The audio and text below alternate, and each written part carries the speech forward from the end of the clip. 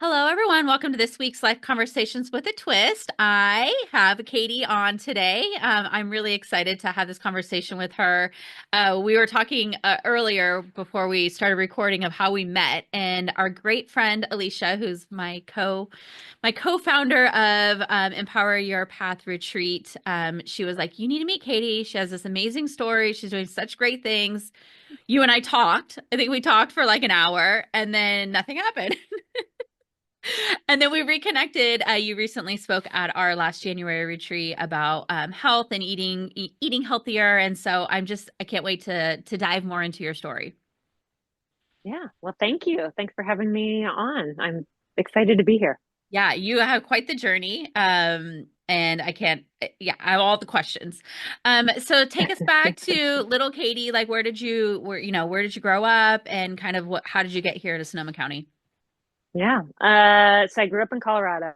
Actually, funny story. I was just back there last week, skiing in my little home space of Winter Park, and oh my gosh, unbelievable snow. And took my boys there, and my brother. We met my brother's family, and we just had a blast, kind of just revisiting our lives as kids. So I think that's my mom and dad were big on us being in the outdoors, and so we spent a lot of time up in Winter Park and being outdoors. And my mom, in particular, I remember, the 60s, 70s.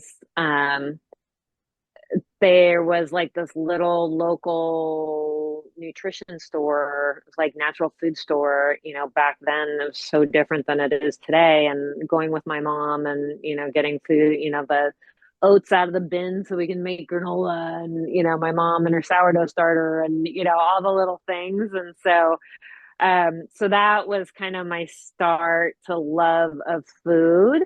I think too, I just have always had just this like voracious appetite. And and growing up, I was an athlete, so I was a swimmer all through high school and college, and then had a shoulder injury, and I moved to running, and just some form that my body was always moving, and realizing how important that was, and knowing that like how I feed my body affects how I perform.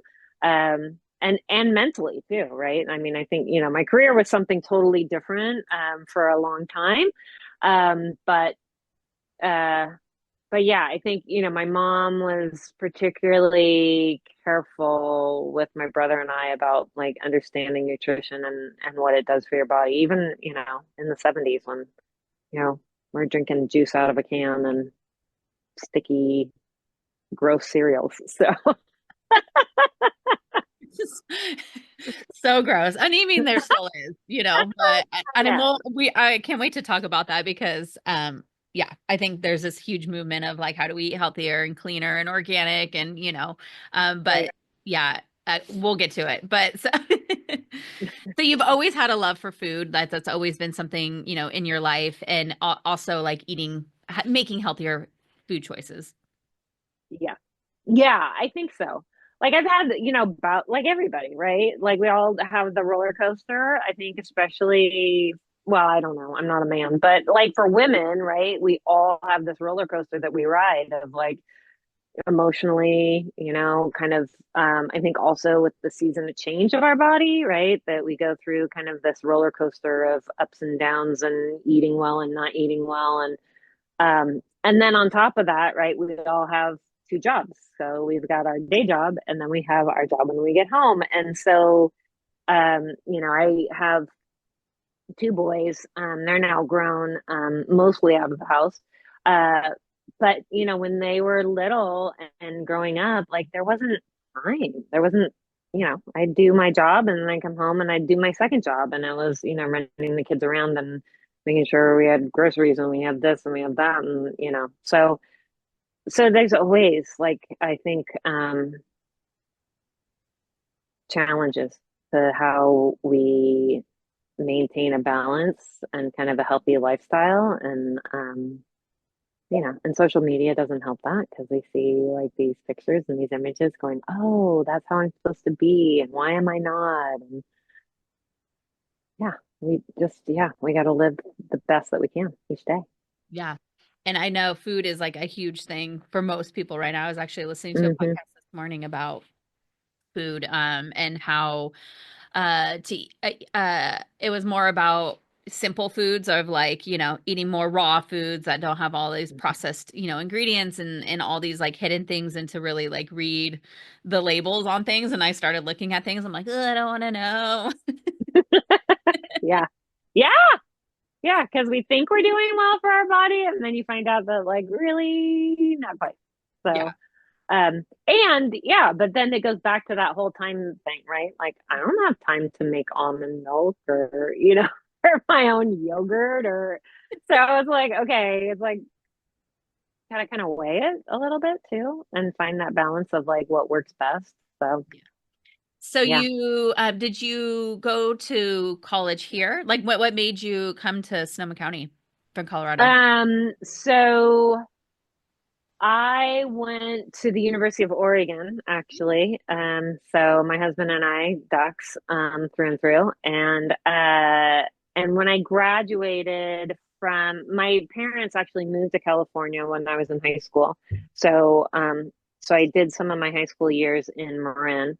So I very, and they were grounded here by the time I went off to college. And so it was an easy up and down the coast to go to school and come home. And um, uh, I don't know if I was ever really connected to this area, but my family was here, so I was coming back a lot.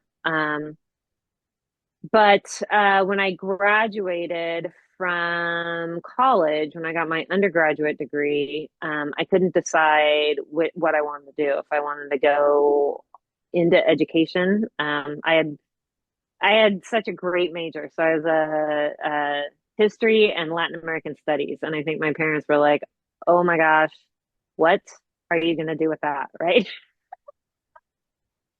It is a little random. Like I loved it, but it wasn't like going to get me anywhere in life. And so, my parents were like, "We need to find a life coach for you." And the person was like, "Okay, you're either going to become a lawyer or you're going to become an educator, right?" So, so when I finished college, I couldn't decide. I wanted to go to culinary school, but my parents were like, "I really think you should go education." Um, and I started working for Planned Parenthood at the time in Eugene, Oregon, which is where I was, and they needed somebody to go into high schools and talk about reproductive health. And I discovered I had like this deep love for kids. I was like, oh my God, I love being in high school. This is so cool and it's so much fun. And so Which they I terrify went, me, by the way. yeah, Like well, I'm like my stepdaughter she's 5 years older than my daughter. So she was like in high school and I was like so like oh she yeah. would have friends over and I'm like, I don't even know how to interact with them. Like they scared the crap out of I'm Yeah. adapting now and actually they're really fun because they're like in this like weird like like figuring who they are and they're kind of like little sponges and so they're kind of fun now, Oh but yeah. I've been always been terrified. So the fact that you Oh, went that's so that funny. route. Yeah. Yeah. Loved high school, middle school and high school. Like you get me a little bit younger and I'm kind of like, oh, but I love, yeah, just their brains and the way that they work. And they're just so quirky and they're just so insecure too, right? Because it's Yeah. like all about like who likes you and what you're wearing and the drama of the day and who knows. Um, so I went back to school actually down here because it was cheaper for me to live at home and go to school. So I went to now Dominican University and got my teaching credential and went to work in Sonoma at a middle school. Hmm. And so that was kind of my start. And so yeah, so I kind of was doing the up and down the coast thing. So we stayed here for a few years and we went back to Oregon, had our kids, and then I got my administrative credential and joined the dark side and started down the road as a school administrator. And so I started up in outside of the Eugene area, in Pleasant Hill, which is kind of a little bedroom community, to Eugene, as an assistant principal. Um, yeah, here we go. So, coming now to this new life of being back down here. And although we've been here for, I don't know, 16 plus years. So, my husband finished his master's in marriage and family therapy, and we wanted to be back in the sun. So, so we moved back down here with two little boys, um, and then I didn't go back into administration for a while. I ran a nonprofit for a while, and then worked for the county office, helping align K-12 with post-secondary. And then finally went back to being a school administrator because I really just miss being with kids. So it was pretty special. And you're currently not working in the high school anymore. That's okay. No, yeah. So I have ended my 30-ish year career as an educator. Kind of like I feel like I'm moving in a different role of education, and have kind of gone back to my love of food. And so I went back to school, got my chef license through Bowman College, and then now I'm training to become a Ayurvedic nutrition coach. So really starting to understand how food can be used as medicine and how we think more seasonally about what we eat. Um, and that's kind of my passion at the moment is I think the thing that I realized being about, even though I have this love for kids, like I also love teaching adults. Like that was part of the joy of being in the high school was it wasn't only just how we were supporting the kids, but there was this whole group of adults too, and how I could support them and help them with their learning and their growth as educators. And so I'm kind of melding two of my loves together to kind of launch this new career. So you're totally not like leaning into this, but you were a principal of a high school. Like, how many years? Yeah, I I'm like, was this is a there big deal for to me. I think it's a big deal. I was there for 5 years. Okay. So I was the vice principal for two, and then I was the principal for three. So ending my career um, at the end of COVID. So I was there during the shutdown and helping the school figure out what we were doing, and yeah, a little bit of chaos. And then I think my last graduating class was 2021. That was the last year I was there. Wow. Mhm. What would you say was probably your most rewarding part of being a principal of a high school? Like, was there a Oh, moment or was there like a certain thing that you did every year that was just it made it all worth it? Because I mean, like that's we a just really good question. like high school's hard, right? Just talked about some of the characteristics of a teenager, but especially being, I would say, an administrator or a teacher nowadays. Last week I just had Larkin on and we talked about education and as a whole. Yeah, Um, but like so many challenges now with social media and bullying, and now you have to think about like active shooters and fires and pandemic, and I mean, literally, like you are in the hardest spot. But there's got to have been yeah. something like deep down that was super rewarding for you to continue to do it. Oh yeah. There's a lot. Um, I would say, one of the biggest things that I always enjoyed about being at the high school was graduation. And that last like month with the seniors and kind of seeing them grow up and like they're thinking about like their plans and who they're going to be and watching them go. And that was always a goal of mine is that, because you stand up there and you give out the diplomas, and it was always a goal of mine that at least I knew every student's name as they were walking across the stage. So there was some point, in their high school career that, we had an interaction or there was a touch point between us because I don't know, I just feel like that's a big piece of, relationship is all of it, right? Like no one can learn unless we have a relationship and a community and a piece of who we are, of how we're a part of something and we belong to something. And so I just felt like I would be hypocritical if I stood up there without, kind of really knowing these young people. So I would say that's like always been my favorite is that last month and watching them as they're getting ready to launch into kind of this new life. Um, and I have to say too, like the beginning of the year with the freshmen and seeing just those wide eyes. I'm like, oh my gosh, what is this gonna be? And there's That's the my daughter fear of next it. And year. they're so yeah, they're just so little. They're just so little. And then they grow into these beautiful young people. I mean, even the ones that I don't know, even the ones that it's like they give you the run for your money, it's like they're still just I don't know, there's something, like it's like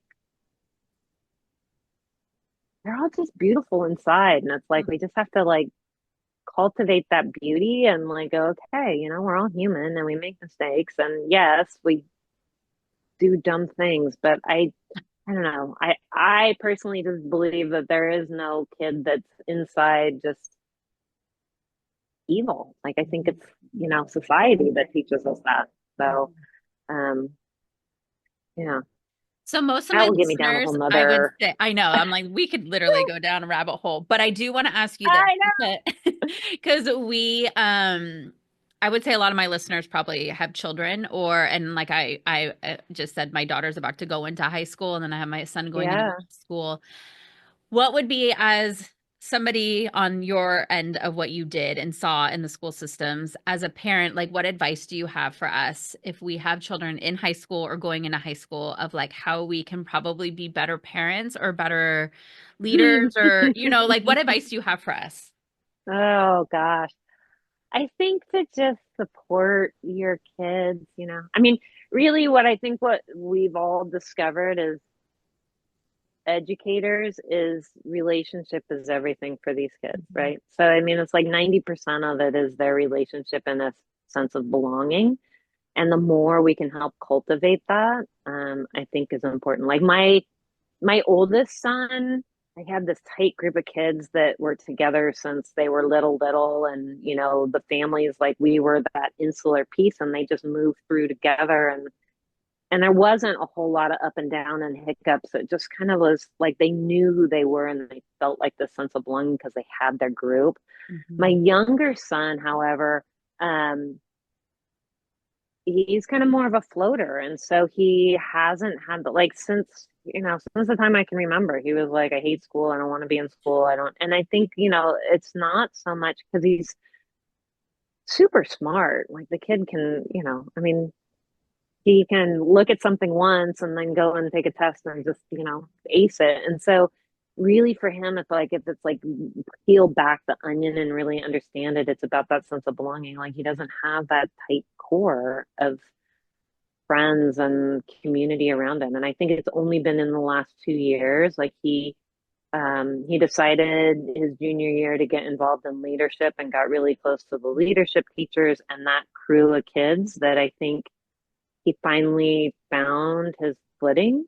And it totally changed the trajectory of his plans. Like it's so interesting to watch because, yeah, because we had this kid who was just insulated and new and he just went through. And then we have this one that, is just like ups and downs constantly and on him about school. And I think realizing it's like, you know, when all said and done, like grades, academics, it's going to come if and only if we help our kids feel a sense of belonging. Mhm. It's not going to happen any other way.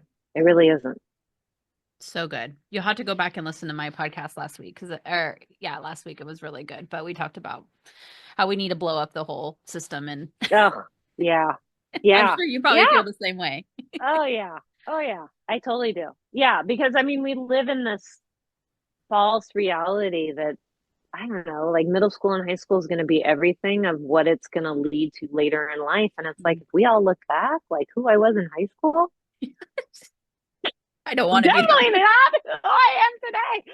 Nor do I really remember much about my high school, right? It's like, okay, why are we making this such a pivotal point for these kids, who Yeah. are just babies, Yeah, Truly. they're still learning. I know. And Yes. it's so funny. I'm like, I get asked it all the time. People ask all the time, like, what would you tell your younger self, you know? And so it's like what I would tell my younger self is what I'm trying to tell my children now. Like high school isn't everything. These like, they struggle with friends. I'm like, they may or may not be your best friends, but I'm like, all my best friends I met after high school and in my career and in my Right. jobs, and your life is going to ebbs and flow, and like you just, yeah. So it's interesting to now be in that world with my daughter and exploring that. And Yeah.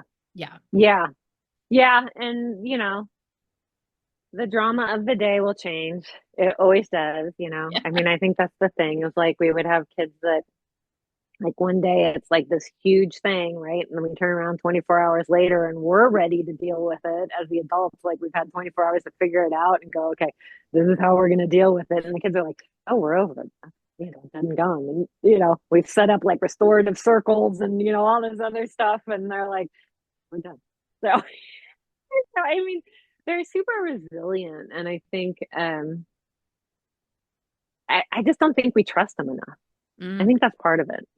Like we just don't trust them enough to like make good decisions. And it's like because of who we are as their parents, like to go, okay, we've done everything we can to instill good decision making and smart choices and integrity and honesty in our kids. And so it's like we've got to trust them at some level to, you know, make those right choices. And if they don't, right, to learn from those mm, lessons. And I think that's another piece of the problem that we have today is it's like we have young people who have no accountability, so they don't understand, what happens when we don't make a smart choice.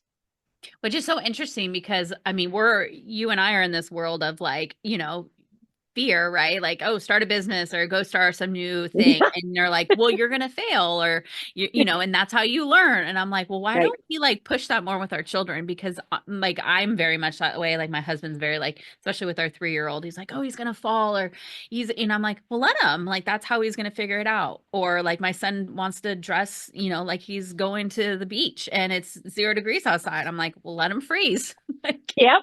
he'll Yep. figure it I out. mean, logical consequences, has a huge impact. So, and I think it's like all those little things, right? It leads to, yeah, to when the decisions are bigger, right? That they're going to pause, they're going to think it through, they're going to ask people their advice, right? That it's like all these little times of like making decisions and going, oh yeah, I probably should have asked what the weather was like outside before I decided not to go to school with a sweatshirt or, like it's like those little things that we think are so minuscule and just day to day, like that's what creates that chain of decision making so that when those decisions are big, right, they're going to be like, Hmm. I don't think that's the right choice because they'll have that internal compass.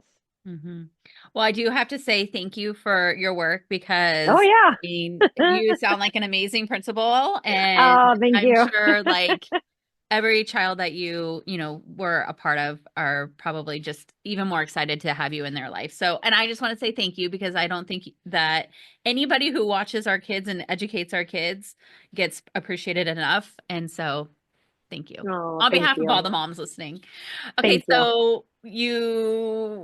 so COVID happened. And Yes. this is where your transition kind of happened, right? With wanting to get out of the education and into healthy living, food. Yes. Talk about that. Yes. So it's been a little bit of a bumpy road, but getting there. So It always is. logical consequences. Here it is. Yeah. So I left. I realized I don't know. Like I needed a change. I had a friend who was starting a educational software company, and they had sold their curriculum to some larger districts, and they needed help. And so I left my role in public education to kind of go into the private sector. As I was thinking like, okay, what are my next steps and enrolling in Bowman and starting kind of down the road of understanding food and learning more of how to be a holistic chef. And so it was perfect for the timing because it gave me time and space to be able to go to school, but then I could also, still dabble in education and go to these school districts and help them with the implementation of their curriculum. And then I guess I wasn't totally done because I went back to site administration at the elementary level. So I was an elementary school principal for a time. And then we had some things happening in our family that just made me realize, okay, it really is time. Like I need to focus on my family and I need to really step away from this. And, the gift has been with that time and space is really starting to discover, okay, who am I in this? Like when I first went back, I was like, I wanted to cook for the world, basically. Like I was like, oh, I'm going to start this, food program where I do the cooking and I deliver lunch meals to like teachers or nurses who can't eat well and they can subscribe to my weekly menu. Um, and I did a trial run with a handful of people who signed up, and I realized how much it was going to take. And I was like, I don't think I have this. Like, it was going to be, me hiring people to be a part of it. And I needed to do some major changing of my kitchen to bring it up to speed for commercial production, and or I needed to rent a space. And so there was just all kinds of pieces that I don't want to call them barriers, but it was just kind of like these wake up calls of like, yeah, maybe this isn't the right route. Um, so round two, right? Here we are. Katie Barr 2.0. And so all through this, I have a friend who owns a yoga studio, and she's amazing and has been encouraging, and I've supported her as their chef when they go on retreat, and that had been lovely because it was like just a group of 20 plus women, and they all were just always like, oh, the food's amazing and you're amazing, and I mean, who doesn't love that? But also they just wanted more information because I was doing plant-based menus and thinking about like the time of day and what they were eating and how they were eating based on what they were doing in the day, like what kind of exercise or meditation or so I was really trying to be mindful of how they were eating throughout the day. And so it led to me starting to do some sessions at these retreats of like, okay, here's how to think about eating, and here's some simple tips of ways to make things ahead. And I really loved it. Like, I was like, oh, that's going back to me as an educator. So I enrolled in this Ayurveda integrative nutrition program, and I'm about halfway through right now. And because I was like, okay, I know like enough, but I don't like really know enough.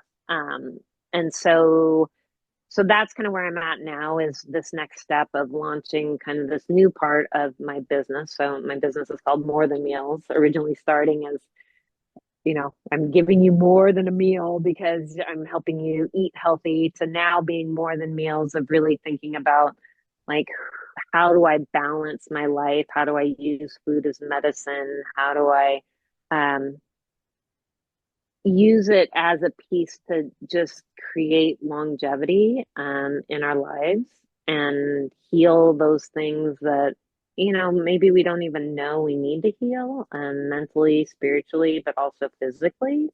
Not to say like I think we still need Western medicine and all the great things that it provides, but I think more and more we're starting to see the connections between some of the ancient wisdom of some of the traditional medicines and Western medicine. And so I think that's where my sweet spot is starting to live, is how I support especially women, because I think even though hopefully society is changing and we're seeing women as more powerful and as producers, like I think there's still this belief like we're the ones who have to have all this knowledge around food and how to support everyone else, and we're not supporting ourselves. And so so really my focus where I'm heading is more around focus of women and how to support them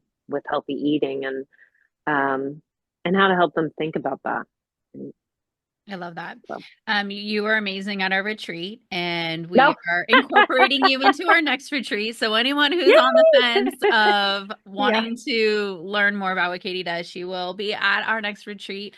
It was so cool. You made it's like such simple things, and I just loved how you took like an ingredient that we're all used to. I think of like syrup. I think, like Mhm. maple syrup. Everyone loves maple syrup like all over their waffles, right? But like you're like, okay, well, you can still have the same thing, but like with agave syrup. And it's just like, it's just another healthier choice. And so I think a lot of people just don't know that those options even exist. Mhm. And you made it really easy to be like, oh yeah, I can just switch this and implement this. And it's just some of those like little lifestyle changes that really, I think, can move the needle. Mhm. Yeah, I think that's definitely true. And I mean, kind of going full circle, right? Back to like the juice in a can and the gross sticky cereals, right? That there's so much now, right, at our local, national grocery stores that I think that we don't even like hidden things that we don't even realize we're eating, that have an effect on our bodies, right? I mean, we can talk about like the things that are like huge, like red dye, or that we all are kind of like, yeah, it's not so good for my kid. And yet it's still prevalent, it's still out there. But there's just the little things that um, just thinking about like, I was just reading an article about like milk versus nut milk, and that milk is back on the rise, and the reason being is because now most nut milks or milks that are plant-based are now being considered ultra processed foods because of the stabilizers that they're putting in so that they can sit on Mhm. the shelf longer, right? And so it's like little things like that. Like we think, okay, I'm buying almond milk, I'm being healthy, I'm, replacing dairy milk, which, forever we've said has, can have negative effects on our body. So it's like having to figure out like where's that balance, right? Like I think in my process of learning more about food um and doing series of cleanses over time, like I went from this like, oh yeah, dairy bad, dairy bad, dairy bad, right? To now being in this like, okay, well it's an and, it's not an or, right? Mhm. And so starting to understand where the and really lives, and like each one of us individually has our own beautiful makeup of how we exist. And so there's certain things that it's like, oh yeah, that works for me. And then there's certain things that's like, oh, that absolutely does not. Right. And so being able to be in tune with that, I think is really important. And as a society, we overeat. Like Americans, we overeat. We snack, we eat things that are not necessarily great for us. We put combos together that are not necessarily good for us. And then all of a sudden we're bloated and we've got joint pain and we've got migraines and, or got mucus buildup. And, it's like, and everybody's like, well, I don't understand why, right? I must have the Yeah. flu, or I must have, and it's like, maybe not. so, um, so really, and I think that's the beauty of like the learning I'm doing right now with Ayurveda, is this idea of like, okay, our internal being has the ability to heal if we trust it, right? And we listen to it and we understand it. And so, yes, it is that like, okay, instead of, white sugar, I can use maple syrup, I can use agave syrup, I can use monk fruit, I can use dates, right? Dates is a great source of like that sugar if you got, the sugar thing going. And then, I mean, we hear it over and over again, but the importance of eating seasonally, I Mhm. think, and with the cycle of the sun, right? So it's like our biggest meal should be in the middle of the day rather than at the end of the day when our metabolism is slowed down. Um, and yeah, in keeping it simple. So I think, the best thing we can do for ourselves is really being in tune with our bodies so that we get to that what's called the sattvic state, right? So that peaceful state or that place where our bodies are doing what they need to be doing. Um, and, cooking gently. Mhm. So not everything has to be, this just like crazy 5 course meal, but like the gentle cooking and then spices, because not only do spices make food taste better, but they also bring a medicinal piece to it, right? That our bodies are able to then absorb the nutrients of the food that we're eating because we're gently spicing things. And it's like, oh gosh, that sweet potato actually tastes really good. And I didn't know I actually like sweet potatoes or It's whatever, kind right? of And it fun. might Like I be. try and think of it as like fun, right? You're like, oh, let's Hmm. just like get curious and let's try it and see what sticks. And yeah, I love that. I think that was one of the things that I took away from, well, I took a lot of things but away, but one of the things that you were talking about seasonal, like seasonal strawberries, and now I think about it every time I'm like going to get food, fruit, because my kids love a strawberry, but I'm like, Hmm. God, like they're so not good for them. And I changed my salt. That was the other thing. Oh, You good guys were job. like, Yay! get rid of the blue More. thing salt, and I got beautiful sea salt. Oh, excellent. Yeah.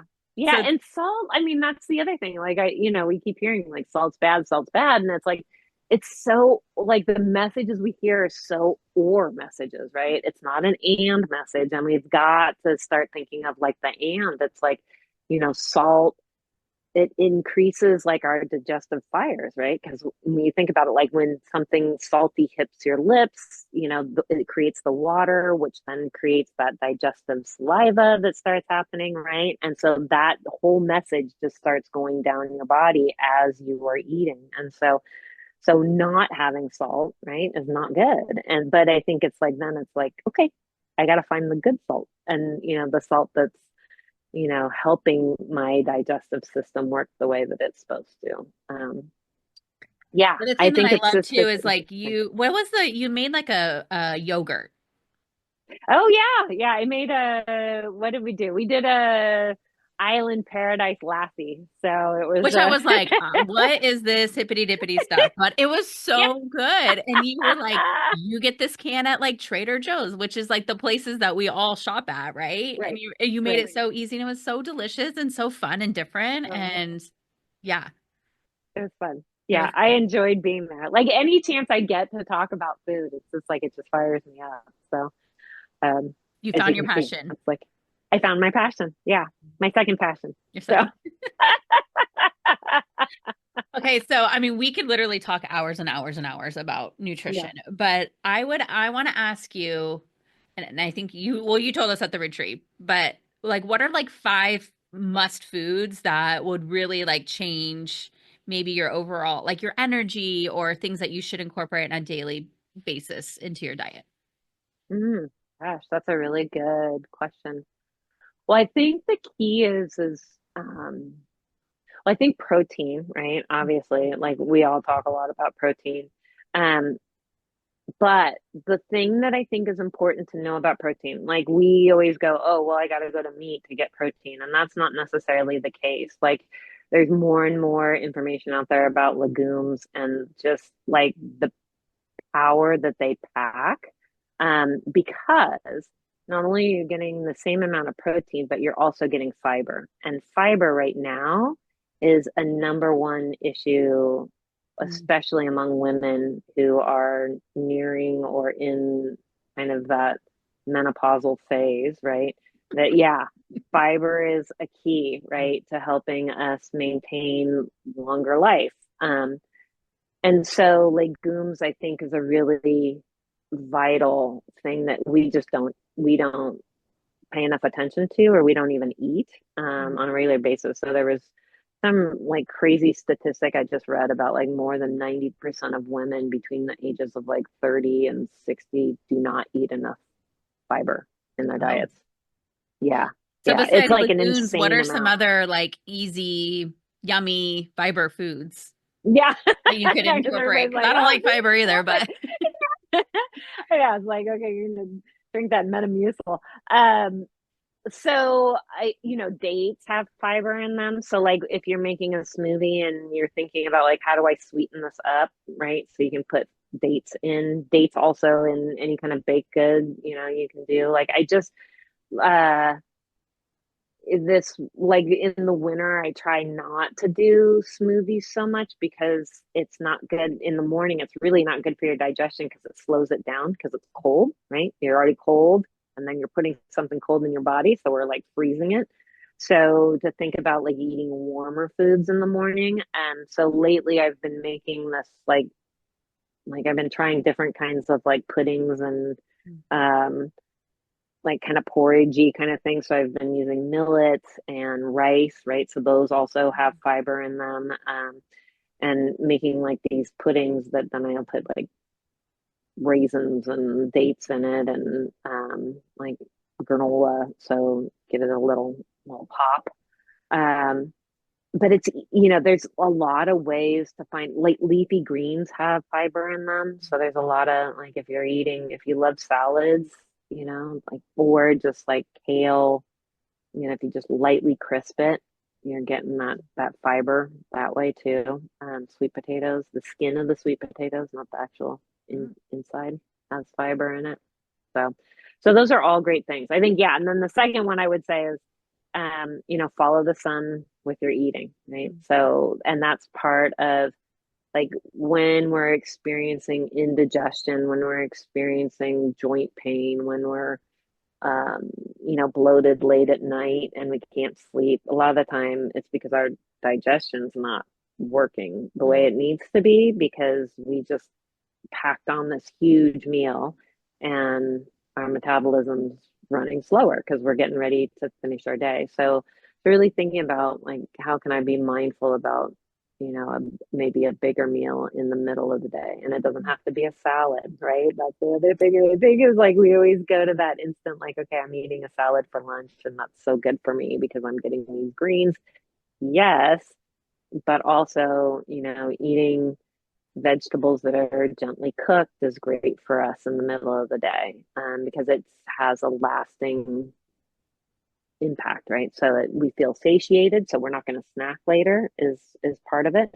But then also it sustains us longer, right? So our energy level doesn't do the up and the down, right? Like when we eat raw foods, we kind of do the up and down. When we eat things that are lightly cooked, then it's over time we slowly absorb those nutrients, and so it takes a longer time, and so we don't have that like 4 o'clock like, oh my god, I gotta so yeah. I feel like just nutrition in general is kind of overwhelming, right? Because there's all these like different diets and you should eat this and you should not eat this and you should snack throughout the day, and then I'm hearing no, you intermittent fasting, and it's like it just is like, so I feel Yeah. like that's how people get off track and get derailed because they're like, I don't know what lane should I be in? Right. Right. No, it's so true. It's so true. And there are so many diets, opinions, thoughts, research, right? But I think the thing that, well, I would say two things around that. One, it's like, we are all different. Mhm. And it's like finding that thing that works for you, like do it. If it works, great. Keep doing it until it doesn't work. And then when it doesn't work, then you'll find the new thing that works. But also I think like figuring out like there is like most of these different diets, like I think they do, most of them talk about kind of this intermittent fasting piece, and it's not like this like, oh my gosh, I got to starve myself throughout the day and I'm not eating lunch anymore, and it's the reverse side, so it's the sleep side, right? So if we flip the thought around intermittent fasting and we think about like, okay, the last meal of my day I'm not going to eat after 7 p.m. and then my next meal's not before 7 a.m. So we give our bodies a good 12 hours to do what it's supposed to do. Mm. Um, and I think that's an important piece that most research is demonstrating is it's like we don't give our digestive system enough time to do the work it's supposed to do. We just keep Mm. putting more in, or we get that hunger pang and we go, oh my gosh, I'm hungry. So when it may not be that it's really hunger, right, that we're feeling, but it might just be a mental thing. Like, for me, I've discovered through the years I'm a stress eater. And so when I get stressed, I think I need to eat. And I'm like, oh, yeah, I'm hungry. And it's like, no, really, just stressed. And I've got that oral, like, oh my God, just fill it up, Give me all So and give me all the bad things too. exactly, Yeah. exactly. It's like I don't want that piece of fruit right now. Thank you very much. but Yes. but yeah, that there's we and we to uncover this idea of our relationship with food because we all it's the same thing as money, right? We all have a relationship with money. We all have a relationship with food, Yep. and it may stem from something in your past. It may be something current. It may be something that you're striving towards, but to really get to that place where it's like, okay, this is what my relationship is with food, and this is the message that I have around food. And then how do I, if it's a negative message, how do I turn that into a positive message so I can use food to maintain my happiness, my peace, my joy, right? Because when we're not eating well, we're cranky, Mhm. we're hangry, we're tired. Right? What would you say to the person, me, who loves to go out to eat because I live in Sonoma County and we have a beautiful Mm-hmm. restaurants with amazing food. What do you say around somebody? That's where I feel like I struggle sometimes is like if I go out to eat, like I always get derailed. I'm like, I have the bread and I have the desserts and I do the things. But like, what would be an advice to somebody who lives that kind of lifestyle on how to kind of balance that with more of a healthier one? Yeah. Well, I think don't deny yourself. I think that's the Yeah. first, right? Yeah. Because I think it's like that's part of our problem is we deny ourselves those things that it's like, oh, it just is so good in the moment, right? Mhm. Um, and to know like your limits. Like, okay, I don't have to eat 100 bites of this. Maybe 10 is enough, right? Yeah. um, Just enough to like satisfy that, like, yes, and it tastes so good. And right, okay, now we right, can right. let it go. And then I can let it go and I can move on, right? And then to back it up on the other side of like, because like this trip that I just did to Colorado, like I choose, I don't have an allergy to dairy and I am not allergic to gluten, but I choose not to eat mostly dairy or gluten just because of the way it makes me feel. Like I've just Mhm. noticed a difference in my body. But like on this trip to Colorado, I mean, I was, coffee with cream and we went and had pizza a couple nights and, ate I don't know. I don't know what I ate. I ate hamburgers and I was eating all kinds of stuff that I don't normally eat. And I just, instead of beating myself up and being like, oh my gosh, this is so bad and I'm such a bad person for doing this and why can't I control myself? It was like, okay, when I get home, Mhm. I'm going to go back to the simpler eating, right? So it's like I back it up with like, okay, you know, today, like this morning, I ate yogurt. At lunch, I am having this tofu miso bowl. That I made for dinner last night with some roasted vegetables. And so, going back to those simple foods that my body can just absorb and help eliminate, you know, the toxins of what I ate last week. And so it's like, okay, it's all right. Like I can just let that be and uh because I think that's the other part of it is it's like we have to enjoy our lives and we have to enjoy it. Like eating is part of community Yep. and part of community building. And if we're denying ourselves that, then we're not joyous, peaceful, and free. Mhm. So um so I would really say it's about finding the balance and just not beating ourselves up about, why can't I control that? Why can't I, I shouldn't be eating this, to, oh my gosh, I'm going to enjoy this so much because tomorrow I'm going to go back to the way that I know is healthy for me to eat and it's going to be fine. Hmm.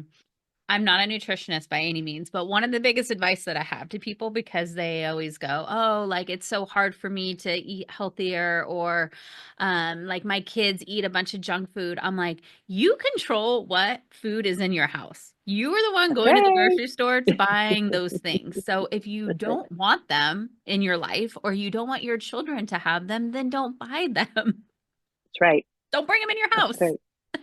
Nope. That's Nope. Yeah. It makes it so much easier, I have to say. When it's not around me, I won't eat it, right? When it. it's around me, then it's like it starts to like hold a space in my head and it's like I remember it's there and then before I know it, I'm standing in the kitchen and I'm opening the cupboard and Here just comes those one, just cookies. one. Exactly, exactly. So, and I don't know, like I think I'm a Oh, there's things that today that I know that I wish I had known or I had stuck to earlier in my kid's life, right? Because I think that's the other part is, now I've got young adult children, adults, not children, who both I think know have watched my husband and I eat healthy over the years, but also they don't make healthy choices, right? Like Mhm. they're in that 20 something lifestyle and eating, and my oldest son, it's kind of a funny story, funny not funny. He and his roommate, like they're like, yeah, like twice a week they go to Costco and they'll, eat the hot dogs and the pizza there because it's cheap. And he's like, it's a cheap meal, it fills me up, and then I'm good to go. And I'm like, oh my God, that's like gross. I know. Okay, I get it, right? Like, Mhm. so I don't know. Like, there's things that I'm kind of like, oh my gosh, I wish I had not introduced my kid to this. But at the same time, I'm like, all right, they also have to find their way. And Mhm. it, if I have not given them options, right? Like they ate well when they ate at home, but now they're making choices, and I'm like, okay, those are probably choices I made in my 20s too, but like they're not good choices for you right now. It's showing up So on true. your face and, in different ways. And, you know, yeah. So, I think the hardest thing um, for me is I two my older children, we share time with either split time with their other parent, and so they're at their dad's, they eat the sugary cereal, the mhm, candy. I see the snacks and I'm just like, ugh. And then my house, I try and not have those foods in the house. But then I find them sneaking the candy because they've taken it from dad's house to mom's house. And I say that as a parent is so hard because it's like, but I'm like, I yeah, can't control what's being, I can only do so much. So I just really focus on like right. what I can do in my own home for them. Right. And I think that's it. Like if you're role modeling things, right? Like I think that that's a piece of it that our kids start to get a sense of it if we're role modeling things and Mhm. not shaming them, right, about Mhm. their food choices because I think that is more detrimental than that one piece of candy. It's like, okay, how do I help you understand? It's like, great, enjoy that one piece of candy, but let's talk about moderation, right? Like, because here are the things that this could lead to, or here's how I see you behave when you're high on sugar, or, or so it leads to those conversations to help our kids understand. Because I think that's another piece of this whole, our kids right now are the canaries in the coal mine. And so they're being pumped full of this stuff that's just not good for them. And then we wonder why we're seeing more ADHD or more behaviors at school that, people are like, that used to not be this way. And it's like, well, part of it is because we've created this society where we don't stop long enough to really cook Mhm. and think about how we make things at home and how we involve our kids in the making of those things at home. It's like we don't have time for that anymore. Mhm. So I think to just be able to have the conversation with them of, you know, did you know? Hmm. Here's what you're eating. Hmm. And, fine today, but maybe tomorrow you're going to make a different choice. And that's good, good for you. So, Such a great yeah, reminder. I know. Yeah, What yeah. would you, It's hard. if you were talking to somebody like, women our age, Hmm. and they're curious about trying to incorporate some better lifestyle foods and things into their life, is there any podcasts or books that you recommend that somebody could just start to start learning and educating themselves on it? Yeah. Oh my gosh, there's a wealth out Mm, there. yeah. There's a lot. Um, but like my go-to people are Sylvia Fontaine. So she is the mastermind. She has a partner, Tanya. Can't remember Tanya's last name, but she's the mastermind behind Feasting at Home. And she owned a plant-based restaurant and did catering. She does both. Like her recipes have both on her website, but she really has a deep understanding of food as nutrition and then also just how to season it well. Like Mm. I think any meal I make from her website, I'm always like, oh, that is so awesome. Um, also,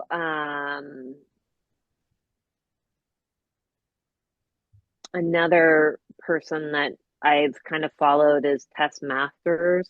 So she is in Australia, but she really understands nutrition at a deeper level. And on her website, will talk about like herbs and different foods and what it's doing in your body. So it's always good. Like I use her kind of more as an encyclopedia. So when I'm thinking about like the combinations of different flavors and foods that I'm putting together, like I'll kind of read what she's saying in terms of like what it will do for your body. Um, and then the woman that is teaching my Ayurveda class right now, her name's Laura Plum, and she also has a website called Food a Love Story. And so she has some really great, she writes a blog, a weekly blog, and has some really great insights on there as well. Love it. Thank you. Because I know everyone's always Yeah. like wants to know where to learn, right? And especially those our little book Mm-hmm. readers out there. Is there Yeah. anything that we didn't chat about or anything around nutrition or health that you want to leave the listeners with today? No, this has been a great conversation. I've had a blast. So totally, totally fun.